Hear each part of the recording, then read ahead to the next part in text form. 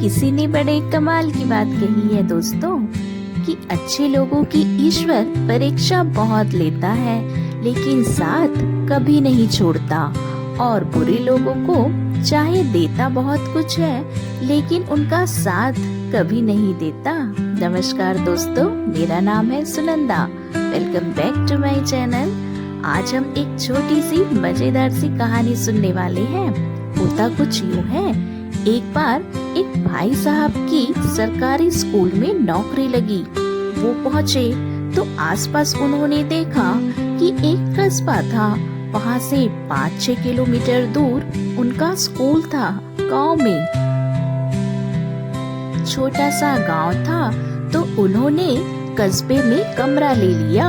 वहाँ से अब गांव तक जाना पड़ता तो पैसे तो थे नहीं शुरुआत में, तो पैदल पैदल जाते। कभी कोई मिल जाती गाड़ी तो लिफ्ट मिल जाती इनको, और जब ये पैदल चल रहे होते तो ऊपर वाले को कोस रहे होते कि कहाँ ला के पटक दिया, यहाँ पर गाड़ी भी नहीं है और साधन भी नहीं मिलता। पर चलो ठीक है, आपने मुझे नौकरी तो दी।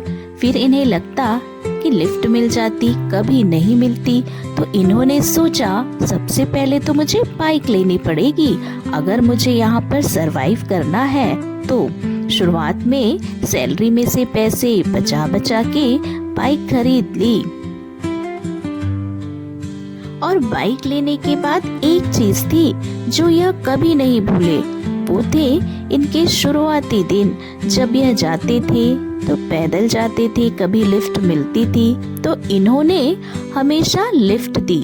जब भी ये उस कस्बे से अपने कमरे से निकलते स्कूल की तरफ, किसी न किसी को बैठा कर ले जाते गांव की तरफ, और गांव से आते तो किसी को बिठा के लाते। कभी किसी बुजुर्ग को, कभी किसी आदमी को, कभी बच्चों को।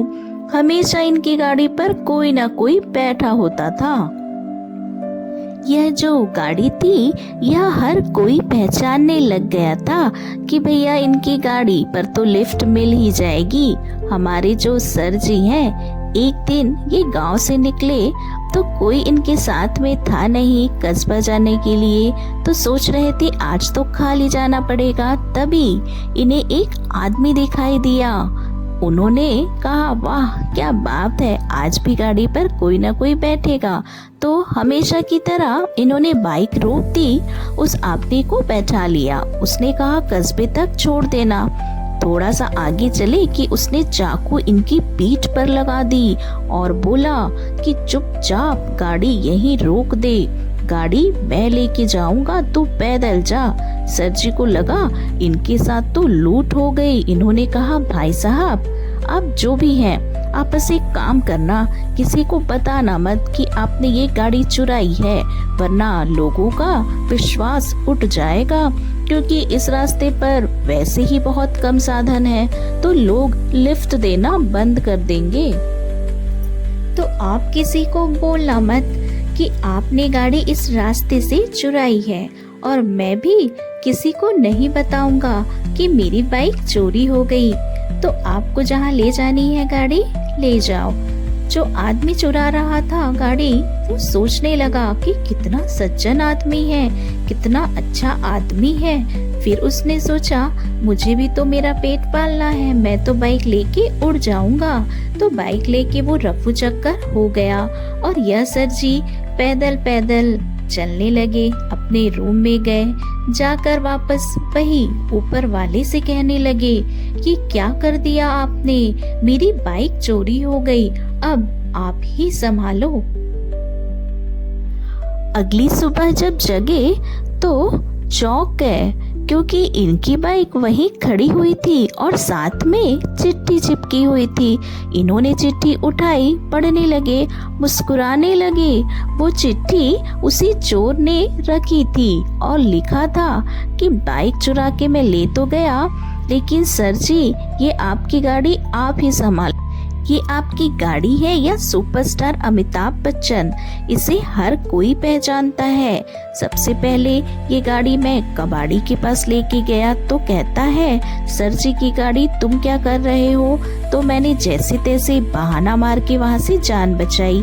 फिर मुझे भूख लग गई, मैं हलवाई के पास गया, चलो कुछ खा लेते हैं। तो उसने भी कहा, अरे सर जी की गाड़ी तू क्या कर रहा है? तो मैंने वहाँ से भी निकलना सही समझा और आगे नाके पे पुलिस वालों ने मुझे रोक लिया और उन्होंने भी कहा, सर जी की गाड़ी लेके भाई तू कहाँ जा रहा है? वहाँ से भी बहाना मार के मैंने जान बचाई।